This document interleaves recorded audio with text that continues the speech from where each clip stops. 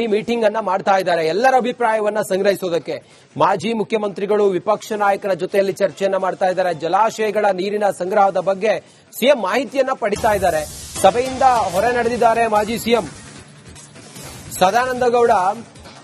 ಮಾಜಿ ಸಿಎಂ ತುರ್ತು ಕೆಲಸ ಹಿನ್ನೆಲೆಯಲ್ಲಿ ಸಭೆಯಿಂದ ಹೊರ ನಡೆದಿದ್ದಾರೆ ಮಾಜಿ ಸಿಎಂ.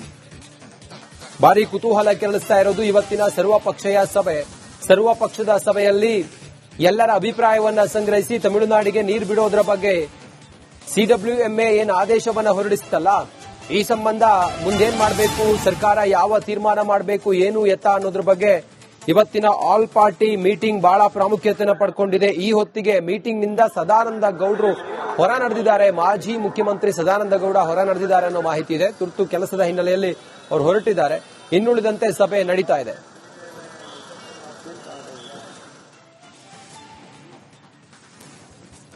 ನಾವು ಪ್ರಯತ್ನಗಳನ್ನು ಮಾಡದೆ ಕೇವಲ ಯಾವುದೋ ಒಂದು ಸಂದರ್ಭದಲ್ಲಿ ಆ ನೀರಿನ ಕೊರತೆ ಆದಾಗ ತಮಿಳುನಾಡು ಕೋರ್ಟ್ಗೆ ಹೋಗಿ ನಮಗೆ ನೀರು ಕೊಡಿ ಅಂತ ಕೇಳಿದಾಗ ಮಾತ್ರ ನಾವು ಹೆಜ್ಜೆ ಇಡುವಂತದ್ದು, ಇದು ಸಮಂಜಸ ಅಲ್ಲ ಅಂತ ಹೇಳುವಂತದ್ದು ಎಲ್ಲರ ಮನಸ್ಸಿಗೆ ಬಂದಿದೆ. ಅದರ ಬಗ್ಗೆ ಒಂದಾಗಬೇಕು. ಎರಡನೇದಾಗಿ ಲೀಗಲಿ ಇವತ್ತು ತಮಿಳುನಾಡಿನ ಆ ಬೇಡಿಕೆಗಳನ್ನ ಒಂದು ರೀತಿಯಲ್ಲಿ ಕೇಂದ್ರ ಸರ್ಕಾರ ತಿರಸ್ಕಾರ ಮಾಡುವಂತದ್ದು. ಈಗಾಗಲೇ ಮೇಕೆದಾಟಿನ ಬಗ್ಗೆ ಮತ್ತೊಂದರ ಬಗ್ಗೆ ಪ್ರಶ್ನೆಗಳು ಬಂದಂತಹ ಸಂದರ್ಭದಲ್ಲಿ ಡಿಎಂಕೆ ಸದಸ್ಯರು ರೈಸ್ ಮಾಡಿದಾಗ ಬಾರಿ ಕೇಂದ್ರ ಸರ್ಕಾರ ನೇರವಾಗಿ ರಾಜ್ಯ ಸರ್ಕಾರದ ಆ ಬೇಡಿಕೆಗಳು ಏನುಂಟು ಅದು ಸರಿ ಅಂತ ಹೇಳುವಂತ ರೀತಿಯಲ್ಲಿ ಒತ್ತು ಕೊಟ್ಟದ್ದು.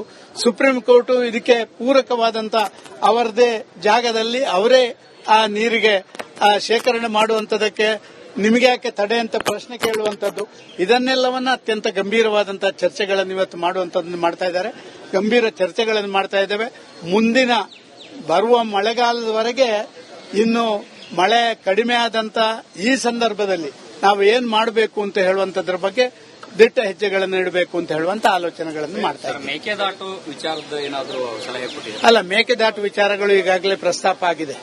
ಮೇಕೆದಾಟು ವಿಚಾರದಲ್ಲಿ ಕೇಂದ್ರ ಸರ್ಕಾರ ಒಂದು ರೀತಿಯಲ್ಲಿ ಪರೋಕ್ಷವಾಗಿ ಎಲ್ಲ ರೀತಿಯಲ್ಲಿ ಕೂಡ ಕರ್ನಾಟಕದ ಪರವಾಗಿ ಇರುವಂತದ್ದು ಕಂಡಿದ್ದೇವೆ. ಪಾರ್ಲಿಮೆಂಟ್ನಲ್ಲಿ ಕೊಟ್ಟಂತ ಉತ್ತರ ಇರಬಹುದು ಅಥವಾ ಮೊನ್ನೆ ಸುಪ್ರೀಂ ಕೋರ್ಟ್ನಲ್ಲಿ ಆ ಡಿಎಂಕೆ ಸದಸ್ಯರು ಹಾಕಿದಂತ ಪಿಟಿಷನ್ನ ಮೇಲೆ ಬಂದಂತ ಚರ್ಚೆಗಳಿರಬಹುದು. ಇದೆಲ್ಲವೂ ಕೂಡ ನಮ್ಮ ಪರವಾಗಿದೆ. ಆದ ಕಾರಣ ಈಗಾಗಲೇ ನಮ್ಮ ಇದನ್ನ ಅವರು ಹಿಂದಿರುಗಿಸಿದ್ದಾರೆ. ಅದಕ್ಕೆ ನಾವು ಆ ಡಿಟೇಲ್ಡ್ ಪ್ರಾಜೆಕ್ಟ್ ರಿಪೋರ್ಟ್ ಅನ್ನು ಕೊಡುವಂತದಕ್ಕೆ ಎಲ್ಲ ತಯಾರಿಗಳನ್ನು ರಾಜ್ಯ ಸರ್ಕಾರ ಮಾಡ್ತದೆ. ನಾವು ಪ್ರಯತ್ನಗಳನ್ನು ಮಾಡದೆ ಕೇವಲ ಯಾವುದೋ ಒಂದು ಸಂದರ್ಭದಲ್ಲಿ ಆ ನೀರು